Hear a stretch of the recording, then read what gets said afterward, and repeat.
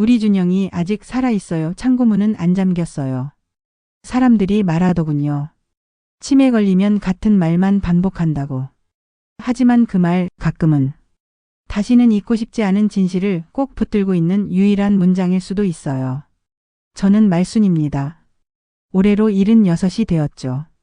사람들은 제가 치매에 걸렸다고 합니다. 같은 말만 반복한다면서 안타까워하죠. 하지만 저는 알고 있습니다. 제가 하는 말이 망상이 아니라는 걸 말이에요. 우리 준영이 아직 살아있어요. 창고문은 안 잠겼어요. 이 말을 하루에도 수십 번씩 반복합니다. 간병인도 의사도 심지어 며느리 소희까지도 제 말을 믿지 않아요. 하지만 저는 포기할 수 없었습니다. 준영이를 포기할 수는 없거든요. 그날 밤을 잊을 수가 없어요. 비가 억수같이 쏟아지던 밤이었죠. 창문을 두드리는 빗방울 소리가 마치 누군가 도움을 청하는 것 같았습니다. 준영이와 소희가 크게 다투었어요. 결혼한 지 3년이 되었지만 그렇게 심하게 싸우는 건 처음 봤죠. 당신 때문에 이 집안이 망가지고 있어. 준영이의 목소리가 거실 전체를 울렸습니다. 소희는 소파에 주저앉아 울기만 했어요. 임신 3개월째였거든요. 입덧이 심해서 그렇지 않아도 힘들어하고 있었는데 말이죠. 오빠 제발 그만해요. 아기한테 안 좋아요. 소희가 배를 감싸며 애원했습니다. 하지만 준영이는 듣지 않았어요. 뭔가에 홀린 것처럼 계속 소리를 질렀죠. 저는 부엌에서 저녁 설거지를 하면서 그 광경을 지켜봤습니다. 끼어들고 싶었지만 부부싸움에 시어머니가 나서면 더 복잡해질까 봐 참았어요. 나 잠깐 나갔다 올게. 준영이가 현관으로 향했습니다. 비 이렇게 오는데 어디 가려고 그래요? 소희가 따라 나서며 물었어요. 답답해 죽겠어. 바람이나 좀 쐬고 오겠다고. 준영이는 우산도 챙기지 않고 나갔습니다. 그게 마지막이었어요. 준영이를 본 게 말이죠. 밤이 깊어갈수록 비는 더 세게 내렸습니다. 소희와 저는 거실에 앉아 준영이를 기다렸어요. 시계 바늘이 밤 12시를 넘어서도 돌아오지 않았죠. 어머니, 준영이 오빠 연락이 안 돼요. 소희가 휴대폰을 들여다보며 걱정스럽게 말했습니다. 저도 불안했어요. 준영이는 아무리 화가 나도 밤늦게까지 집을 비우는 아이가 아니었거든요. 더군다나 임신한 아내를 두고 말이에요. 새벽 3시가 되어서야 경찰서에 신고를 넣었습니다. 하지만 경찰은 시큰둥했어요. 성인 남자가 하루 정도 집을 비운다고 해서 실종 신고를 받을 수는 없다는 거였죠. 보통 가족 간에 다툰 후에 그러시는 경우가 많아요. 며칠 있으면 돌아올 거예요. 경찰의 말이었습니다. 하지만 저는 알고 있었어요. 준영이는 그런 아이가 아니라는 걸 말이죠. 이틀, 사흘이 지나도 준영이는 돌아오지 않았습니다. 소희는 하루 종일 울기만 했어요. 임신 중인 몸으로 스트레스를 받으면 안 되는데 걱정이었죠. 일주일째 되던 날 드디어 경찰이 움직였습니다. 형사 한 명이 저희 집에 왔어요. 유진이라는 젊은 형사였죠. 마지막으로 목격하신 시각이 언제였나요? 유진 형사가 수첩에 뭔가를 적으며 물었습니다. 그날 밤 9시 반쯤이었을 거예요. 소희가 대답했어요. 다툰 이유가 뭐였나요? 소희는 대답을 망설였습니다. 저도 마찬가지였어요. 부부 사이의 일을 남에게 말하기가 쉽지 않았거든요. 그냥 사소한 일로요. 소희가 겨우 입을 열었습니다. 하지만 형사의 눈빛이 날카로웠어요. 뭔가 의심스럽다는 표정이었죠. 그때 저도 모르게 입에서 말이 튀어나왔습니다. 우리 준영이 아직 살아있어요. 창고문은 안 잠겼어요. 형사가 고개를 들어 저를 바라봤어요. 창고요? 어떤 창고 말씀이신가요? 집 뒤편에 있는 창고요. 거기 가보세요. 저는 떨리는 손가락으로 뒤편을 가리켰습니다. 소희가 놀란 얼굴로 저를 바라봤어요. 어머니, 무슨 말씀을? 아니야, 소희야. 거기 가보면 알 거야. 준영이가 말을 계속할 수가 없었어요. 가슴이 터질 것 같았거든요. 그때부터였나 봅니다.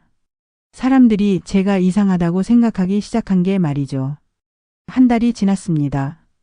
준영이는 여전히 돌아오지 않았어요. 경찰은 수색을 계속했지만 아무런 단서도 찾지 못했죠. 저는 매일같이 같은 말을 반복했습니다. 우리 준영이 살아있어요. 창고문은 안 잠겼어요. 하지만 아무도 귀 기울여주지 않았어요. 오히려 제가 치매에 걸렸다며 병원에 데려갔죠. 의사는 알츠하이머 초기 증상이라고 했습니다. 같은 말을 반복하는 건 전형적인 증상이라면서요. 소희의 상황은 더 심각해졌습니다. 남편이 실종된 지 한 달이 넘었는데도 아무런 단서가 없으니 경찰의 의심이 점점 커졌거든요. 그날 아침 유진 형사가 다시 찾아왔습니다. 이번에는 혼자가 아니었어요. 몇 명의 경찰관이 함께 왔죠. 김소희 씨 동행해 주시겠습니까? 유진 형사의 목소리가 평소보다 차갔습니다. 왜요? 무슨 일인가요? 소희가 당황하며 물었어요. 남편 실종 사건과 관련해서 몇 가지 확인할 게 있습니다. 저는 부엌에서 그 광경을 지켜봤어요. 가슴이 철렁했죠. 소희를 데려가면 안 된다는 생각이 들었습니다. 잠깐요. 제가 뛰어나갔어요. 우리 며느리는 아무 죄 없어요. 어머님 조사받고 오는 거예요. 걱정 마세요. 소희가 제 손을 꽉 잡으며 말했습니다. 하지만 그 손이 차갑게 떨리고 있었어요. 준영이 살아있다니까요. 창고문 확인해 보셨어요? 저는 형사에게 다시 말했습니다. 유진 형사가 동료와 눈짓을 주고받았어요. 그리고 저를 바라보며 말했죠. 어머님, 창고는 이미 확인했습니다. 아무것도 없었어요. 아니에요. 제대로 안 봤을 거예요. 저는 소리쳤습니다. 하지만 소희는 이미 경찰차에 타고 있었어요. 차가 떠나갈 때까지 저는 현관 앞에 서 있었습니다. 가슴이 찢어질 것 같았어요. 그날 밤 소희는 돌아오지 않았습니다. 다음 날 아침 뉴스에서 충격적인 소식을 들었어요. 실종된 남편을 살해한 혐의로 30대 여성이 긴급 체포되었습니다. 텔레비전 화면에 소희의 얼굴이 나왔어요. 머리카락이 흐트러진 채로 수갑을 찬 모습이었죠. 저는 리모컨을 떨어뜨렸습니다. 아니야.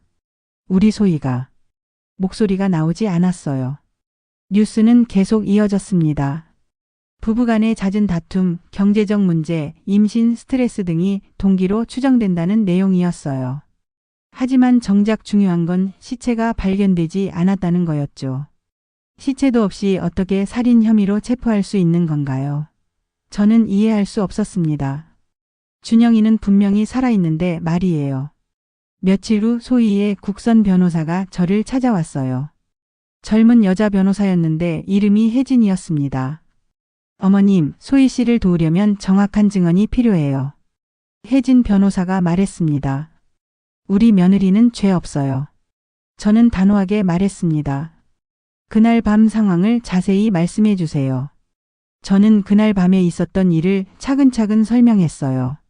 하지만 창고 이야기를 하자 변호사의 표정이 어두워졌습니다. 어머님, 경찰이 창고는 이미 수색했다고 해요. 아무것도 발견되지 않았다고요. 아니에요. 제대로 안 본 거예요. 저는 목소리를 높였습니다. 변호사는 한숨을 쉬었어요. 그리고 조심스럽게 말했습니다. 혹시 병원에서 치매 진단을 받으신 적이 있나요? 그 순간 모든 게 명확해졌어요. 아무도 제 말을 믿지 않는다는 것이 말이죠. 치매 걸린 노인의 헛소리라고 생각하는 거예요. 소희가 구속된 지 2달이 지났습니다. 저는 혼자 집에 남게 되었어요. 가끔 동네 사람들이 안부를 물으러 왔지만 대부분 호기심 때문이었죠. 말순 씨 며느리가 정말 그랬을까요? 시체도 안 나왔는데 어떻게 알겠어요? 뒷담화가 들려왔습니다. 저는 귀를 막고 싶었어요. 하지만 더 괴로운 건 제 자신이었습니다. 정말로 제가 미친 걸까요? 매일 아침 일어나서 첫 번째로 하는 일이 있었어요. 뒤편 창고로 가는 거였죠. 문 앞에 서서 한참 동안 바라봤습니다. 준영아, 엄마야. 들리니? 작은 소리로 불러봤어요. 하지만 대답은 없었어요. 바람 소리만 들릴 뿐이었죠. 그러던 어느 날 몸이 아파서 병원에 갔습니다. 혈압이 너무 높아서 입원을 해야 한다고 하더군요. 할 수 없이 요양병원으로 옮겨졌어요. 요양병원에서도 저는 같은 말을 계속했습니다. 우리 준영이 살아있어요. 창고문은 안 잠겼어요. 간병인들이 안타까워했어요. 하루 종일 같은 말만 반복한다면서 말이죠. 말순 할머니 또 그 말이에요. 젊은 간호사가 체온을 재며 말했습니다. 제가 미쳤나요? 저는 간호사에게 물어봤어요. 아니에요. 그냥 잊어버리는 병이에요. 괜찮아요. 하지만 저는 알고 있었어요. 제가 잊어버리는 게 아니라는 걸 말이죠.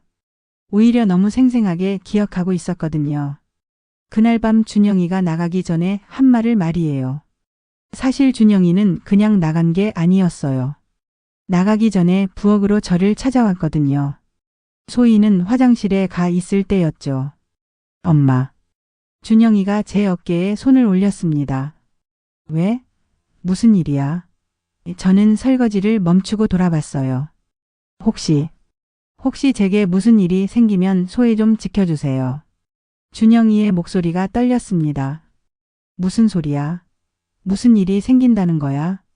그냥 만약에 말이에요. 준영이가 억지로 웃으며 말했어요. 그때는 대수롭지 않게 생각했어요. 부부싸움 때문에 감상에 젖어 있는 줄 알았거든요. 하지만 지금 생각해보니 뭔가 다른 의미였던 것 같아요. 엄마 창고문 잠가놨어요? 준영이가 갑자기 물었습니다. 응? 왜? 그냥 궁금해서요. 잠가놨어요? 아니야. 잠글 게 뭐 있다고. 저는 웃으며 대답했어요. 그게 마지막 대화였습니다. 그 말을 한 후에 준영이는 집을 나갔어요. 그리고 다시는 돌아오지 않았죠. 하지만 이상했어요. 왜 하필 창고문을 물어봤을까요?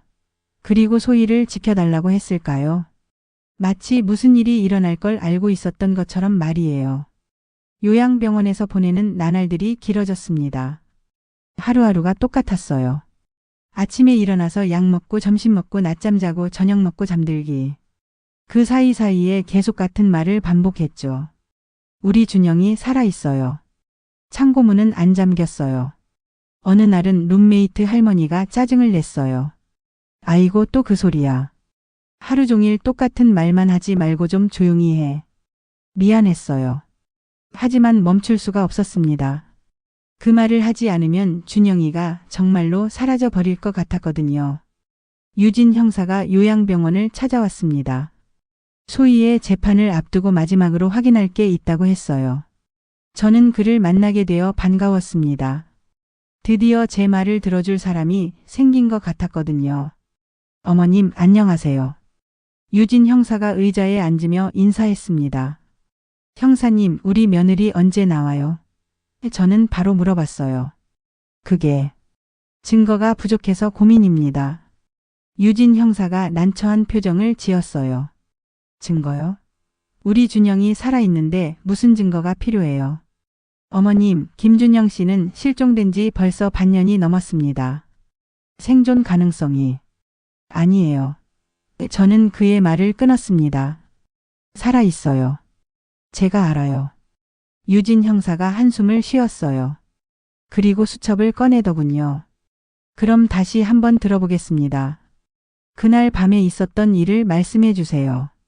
저는 차근차근 설명했어요.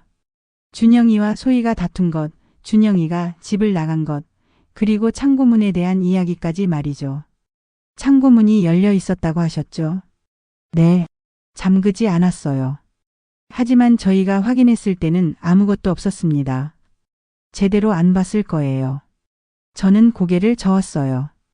유진 형사가 잠시 생각에 잠겼습니다. 그리고 조심스럽게 물어봤어요. 혹시 그 창고에 뭔가 있을 거라고 생각하시나요? 모르겠어요. 하지만 준영이가 그랬거든요. 창고문이 잠겼냐고. 언제요? 나가기 전에요. 마지막으로 저한테 한 말이었어요. 유진 형사의 눈빛이 달라졌습니다. 처음으로 제 말에 관심을 보이는 것 같았어요. 다른 얘기도 했나요? 저는 준영이가 소희를 지켜달라고 했던 말을 전했습니다. 유진 형사는 열심히 수첩에 메모했어요. 어머님 말씀을 종합해보면 김준영 씨가 뭔가를 예상하고 있었던 것 같네요. 그렇죠. 저도 그렇게 생각해요. 하지만 시체가 없는 이상 살인 사건으로 기소하기 어렵습니다. 검사님도 고민이 많으세요. 그럼 우리 며느리는 어떻게 되는 거예요? 증거 부족으로 풀려날 수도 있어요. 하지만 유진 형사가 말을 멈췄습니다. 뭔가 걱정스럽다는 표정이었어요. 하지만 뭐예요? 여론이 좋지 않습니다. 시체 없는 살인 사건으로 화제가 되면서 사람들이 김소희 씨를 범인으로 확신하고 있어요. 저는 가슴이 답답했어요. 소희는 정말 아무 죄가 없는데 말이죠. 형사님, 창고 한 번 더 봐주세요. 제발요. 어머님, 준영이가 살아있어요. 창고에 뭔가 있을 거예요. 유진 형사가 망설였습니다. 그리고 천천히 고개를 끄덕였어요. 알겠습니다. 한 번 더 확인해 보겠어요. 그 말을 듣는 순간 눈물이 나왔습니다. 드디어 제 말을 믿어주는 사람이 생긴 거예요. 고마워요, 형사님. 정말 고마워요. 유진 형사가 일어서면서 말했습니다. 하지만 이번에도 아무것도 없으면 어머님도 받아들이셔야 해요.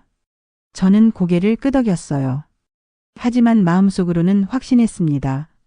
분명히 뭔가 있을 거라고 말이에요. 그날 밤 잠을 이룰 수 없었습니다. 유진 형사가 창고를 다시 수색하고 있을 거라는 생각 때문이었어요. 새벽까지 뒤척이다가 겨우 잠들었죠. 다음 날 아침 유진 형사에게서 전화가 왔습니다. 목소리가 흥분되어 있었어요. 어머님, 병원에서 나올 수 있으세요? 왜요? 무슨 일인가요? 창고에서 뭔가 발견했습니다. 가슴이 쿵쿵 뛰었어요. 역시 제 말이 맞았던 거예요. 저는 서둘러 간병인에게 외출 허가를 받았습니다. 유진 형사가 차로 데리러 왔어요. 집으로 가는 길에 그가 설명했습니다. 어머님 말씀대로 창고를 다시 뒤져봤어요. 이번에는 정말 구석구석 샅샅이 말이죠. 그래서 뭘 찾았어요? MP3 플레이어였어요. 땅에 묻혀 있었거든요. MP3 플레이어라니. 준영이가 그런 걸 창고에 묻어둘 이유가 뭘까요? 집에 도착하니 경찰들이 창고 주변을 둘러싸고 있었습니다. 유진 형사가 저를 창고 앞으로 데려갔어요. 여기 보세요. 형사가 바닥을 가리켰습니다. 창고 한쪽 구석에 작은 구멍이 뚫려 있었어요. 그리고 그 옆에 작은 MP3 플레이어가 놓여 있었죠. 이게 준영이 것인가요? 저는 물어봤어요. 확인해 보겠습니다. 재생해봐도 될까요? 저는 고개를 끄덕였어요. 유진 형사가 MP3 플레이어의 재생 버튼을 눌렀습니다. 잠시 후 익숙한 목소리가 흘러나왔어요. 준영이의 목소리였습니다. 엄마. 이 녹음을 듣고 계시다면 제가 사라진 후일 거예요. 저는 다리에 힘이 풀렸습니다. 유진 형사가 저를 부축해 줬어요. 엄마, 미안해요. 이렇게 될 줄 알았다면. 아니, 알고 있었지만 막을 수 없었어요. 준영이의 목소리가 떨리고 있었습니다. 마치 울고 있는 것 같았어요. 소희는 정말 아무 죄가 없어요. 이 모든 게 제 잘못이에요. 제가 빚을 너무 많이 졌거든요. 빚이라니요? 준영이가 빚을 졌다는 얘기는 처음 들었어요. 회사에서 돈을 빼돌렸어요. 주식에 투자했다가 다 날렸죠. 더 이상 숨길 수가 없었어요. 목소리가 점점 작아졌습니다. 내일이면 회사에서 감사가 들어와요. 그럼 다 들통날 거예요. 감옥에 가겠죠. 저는 숨이 막혔어요. 준영이가 그런 일을 저질렀다니. 그래서 죽은 척하고 도망칠 거예요. 소희와 아기를 위해서라도 감옥은 못 가겠어요. 녹음이 잠시 멈췄습니다. 그리고 다시 준영이의 목소리가 들렸어요. 엄마, 제발 소희를 지켜주세요. 경찰이 소희를 의심할 거예요. 하지만 소희는 아무것도 몰라요. 정말 아무것도. 준영이의 목소리가 더욱 절망적으로 들렸습니다. 며칠 후에 제가 죽었다는 증거를 만들어서 강에 떨어뜨릴 거예요. 그럼 사람들은 제가 자살했다고 생각하겠죠. 소희는 의심받지 않을 거고요. 하지만 계획대로 되지 않았나 봅니다. 시체가 발견되지 않으니까 소희가 용의자가 된 거죠. 엄마, 이 녹음을 듣게 되면 그때 가서 공개해 주세요. 소희가 정말 위험해지면 말이에요. 녹음이 끝났습니다. 창고 안은 정적에 휩싸였어요. 유진 형사도 다른 경찰들도 아무 말이 없었죠. 저는 그제야 모든 걸 이해했습니다. 준영이가 왜 창고문이 잠겼는지 물어봤는지, 왜 소희를 지켜달라고 했는지 말이에요. 모든 걸 계획하고 있었던 거예요. 형사님. 저는 떨리는 목소리로 말했습니다.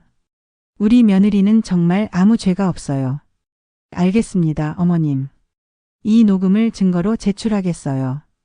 유진 형사의 얼굴도 심각했습니다. 하지만 김준영 씨는 지금 어디 있을까요? 그것도 궁금했어요.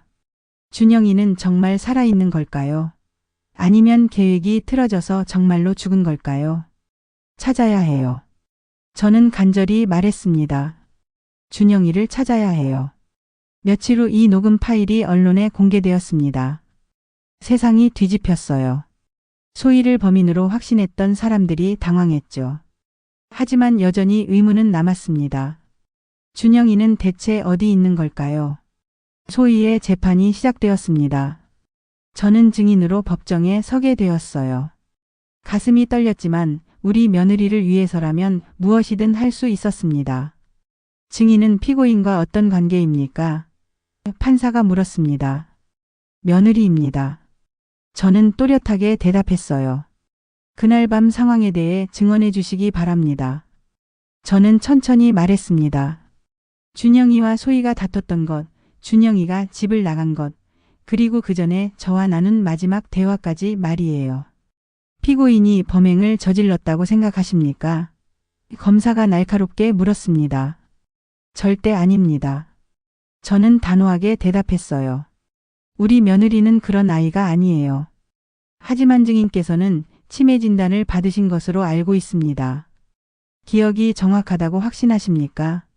그 순간 법정이 조용해졌습니다. 모든 사람들이 저를 바라봤어요. 치매 환자의 증언이 믿을 만한가 하는 시선들이었죠. 저는 목소리가 떨렸습니다. 저는 그날 밤을 절대 잊을 수 없어요. 아무리 다른 걸 잊어도 그날만은 기억해요. 변호사가 일어섰습니다. 재판장님, 증거물로 제출한 녹음 파일을 재생하겠습니다. 법정에 준영이의 목소리가 울려 퍼졌습니다. 소희의 무죄를 증명하는 결정적인 증거였어요. 배심원들의 표정이 바뀌는 게 보였습니다. 녹음이 끝나자 소희가 울음을 터뜨렸어요. 너무 오랫동안 참았던 눈물이었죠. 피고인에게 마지막으로 하고 싶은 말이 있습니까? 판사가 물었습니다. 소희가 일어섰습니다. 임신 중이라 배가 많이 나와 있었어요. 저는 정말 아무것도 몰랐어요. 준영이 오빠가 그런 고민을 하고 있는 줄도 몰랐고요. 소희의 목소리가 떨렸습니다. 만약 알았다면 함께 해결 방법을 찾았을 거예요. 도망칠 필요 없었는데. 그때 법정 뒤쪽에서 웅성거리는 소리가 들렸습니다. 사람들이 뭔가를 보고 놀라는 것 같았어요. 저도 고개를 돌려봤습니다. 그리고 믿을 수 없는 광경을 봤어요.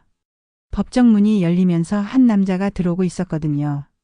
야위고 수염이 덥수룩했지만 분명히 준영이었습니다. 준영아. 저는 소리쳤어요. 법정이 술렁였습니다. 판사가 망치를 두드리며 정숙을 요구했지만 소용없었어요. 모든 사람들이 준영이를 바라보고 있었거든요. 재판장님. 준영이가 떨리는 목소리로 말했습니다. 저는 김준영입니다. 소희가 기절할 것 같은 표정으로 준영이를 바라봤어요. 너무 충격적이었을 거예요. 피고인의 남편으로 알려진 김준영 씨입니까? 판사가 물었습니다. 네, 맞습니다. 준영이가 증인석으로 걸어갔습니다. 다리가 떨리는 게 보였어요. 왜 지금까지 숨어 있었습니까? 죄송합니다. 제가 겁쟁이였어요. 준영이가 모든 걸 털어놨습니다. 회사 돈을 횡령한 것, 빚에 쪼들려 도망친 것, 소희가 용의자가 된 걸 알면서도 나타나지 못한 것까지 말이에요. 피고인은 정말 아무것도 모르고 있었습니까? 네. 소희는 정말 아무 죄가 없어요. 모든 게 제 잘못입니다. 재판은 그렇게 끝났습니다. 소희는 무죄 판결을 받았어요. 하지만 준영이는 횡령 혐의로 구속되었죠. 법정을 나서면서 소희와 잠깐 이야기할 수 있었습니다. 어머니 고마워요. 끝까지 저를 믿어주셔서. 당연한 일이야, 소희야. 준영이 오빠는 어떻게 될까요? 괜찮을 거야. 살아있다는 게 중요한 거지. 소희가 눈물을 흘렸어요. 기쁨과 슬픔이 섞인 복잡한 눈물이었죠. 준영이는 3년형을 받았습니다. 횡령한 금액이 크지 않았고 자수한 점이 참작되었거든요. 소희는 준영이가 감옥에 있는 동안 아기를 낳았어요. 건강한 여자아이였죠. 저는 요양병원에서 나와 다시 집으로 돌아왔습니다. 소희와 아기가 함께 살기로 했거든요. 3세대가 함께 사는 집이 되었어요. 할머니 이게 뭐예요? 손녀 지영이가 물어봤습니다. 벌써 2살이 된 지영이는 호기심이 많았어요. 제가 뜨개질하는 걸 보며 제잘제잘 떠들었죠. 할머니가 아빠 옷 만들어주는 거야. 아빠 언제 와요? 곧 올 거야. 조금만 더 기다려. 준영이의 출소일이 다가오고 있었습니다. 벌써 2년 반이 지났거든요. 시간이 참 빨리 지나간다는 생각이 들었어요. 소희는 그동안 정말 열심히 살았습니다. 낮에는 일하고 밤에는 지영이를 돌봤어요. 준영이가 감옥에 있는 동안 횡령 피해 금액을 갚기 위해서였죠. 어머니, 준영이 오빠 나오면 어떻게 해야 할까요? 소희가 걱정스럽게 물었습니다. 뭘 어떻게 해? 가족이잖아. 하지만 사람들 시선이, 동네 사람들의 시선이 곱지 않은 건 사실이었어요. 횡령범의 가족이라며 수군대는 소리가 들렸거든요. 신경 쓰지 마. 우리가 당당하게 살면 돼. 드디어 준영이의 출소일이 왔습니다. 소희와 지영이와 함께 교도소 앞에서 기다렸어요.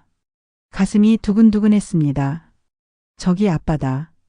지영이가 소리쳤어요. 준영이가 나오고 있었습니다. 많이 야유었지만 건강해 보였어요. 지영이가 달려가서 안겼습니다. 지영아 아빠야. 준영이가 딸을 끌어안으며 울었어요. 소희도 다가갔습니다. 두 사람이 오랫동안 껴안고 있었죠. 저도 모르게 눈물이 났습니다. 엄마 정말 고마워요. 준영이가 제게 와서 고개를 숙였습니다. 이제 됐어. 다시 시작하자. 집으로 돌아가는 길에 준영이가 말했어요. 엄마 그동안 정말 힘들었죠? 뭘? 소희가 다 했어. 소희도. 미안해. 이제 그런 말 하지 마. 앞으로 잘하면 돼. 집에 도착해서 준영이를 위한 밥상을 차렸습니다. 3년 만에 온 가족이 함께 먹는 식사였어요. 할아버지 이거 맛있어요? 지영이가 준영이에게 반찬을 떠다 주었습니다. 응, 정말 맛있어. 준영이가 웃으며 대답했어요. 그 순간 정말 행복했습니다. 긴 악몽이 끝난 것 같았거든요. 준영이가 돌아온 지 1년이 지났습니다. 처음에는 일자리를 구하기가 어려웠어요. 전과자라는 꼬리표 때문이었죠. 하지만 포기하지 않고 계속 노력했습니다. 어머니 취업됐어요. 준영이가 기뻐하며 집에 들어왔어요. 작은 중소기업이었지만 정식 직원으로 채용된 거였습니다. 월급은 예전보다 적었지만 가족에게는 희망이었어요. 소희도 밝아졌습니다. 그동안 혼자서 모든 짐을 떠안고 있었는데 이제는 준영이와 함께 나눌 수 있게 된 거죠. 어머니 뜨개질 또 하세요? 소희가 물어봤어요. 저는 지영이의 스웨터를 뜨고 있었습니다. 겨울이 다가오고 있었거든요. 우리 지영이 예쁘게 입히려고. 어머니가 떠주신 옷이 제일 따뜻해요. 소희가 제 옆에 앉으며 말했어요. 며느리와 시어머니 사이가 이렇게 좋은 집도 드물 거예요. 소희야 고마웠어. 그동안 정말. 무슨 말씀이에요. 가족인데. 가족이라는 말이 가슴에 와 닿았습니다. 정말 오랜만에 느끼는 평화였어요. 지영이는 무럭무럭 자랐습니다. 이제 3살이 되어서 말도 제법 잘했어요. 할머니, 옛날에 할머니가 아빠 찾았어요. 지영이가 순진하게 물었습니다. 응, 할머니가 찾았지. 어떻게 찾았어요? 어떻게 설명해야 할까 고민했습니다. 너무 어린 아이에게 복잡한 이야기를 할 수는 없었거든요. 할머니가 계속 기다렸거든. 아빠가 돌아올 거라고 믿으면서. 할머니 대단해요. 지영이가 제게 뽀뽀해줬어요. 세상에서 가장 달콤한 선물이었습니다. 준영이는 정말 달라졌어요. 예전처럼 무책임하지 않았죠. 매일 일찍 일어나서 출근하고 저녁에는 지영이와 놀아줬습니다. 엄마, 제가 정말 바보였죠? 어느 날 준영이가 말했어요. 지난 일이야. 이제 잘하고 있잖아. 도망쳤을 때 정말 죽고 싶었어요. 하지만 엄마와 소희, 그리고 뱃속의 아기 생각에 살아야겠다고 생각했거든요. 잘했어. 살아있어서 다행이야. 엄마가 계속 살아있다고 말씀하셨잖아요. 그 말이 저한테 들렸나 봐요. 그제야 깨달았습니다. 제가 요양병원에서 계속 반복했던 그 말이 정말로 준영이에게 전해졌을지도 모른다는 걸 말이에요. 우리 준영이 살아있어요. 그 말이 단순한 헛소리가 아니라 간절한 기도였다는 걸 이제야 알겠어요. 요즘은 동네 사람들의 시선도 많이 달라졌습니다. 준영이가 성실하게 사는 모습을 보면서 인정해 주기 시작했거든요. 말순 씨, 며느리랑 아들이 참 착하네요. 옆집 아주머니가 말했어요. 고마워요. 우리 가족 좋게 봐주셔서. 사람이 한번 실수할 수 있지. 중요한 건 그 다음이잖아요.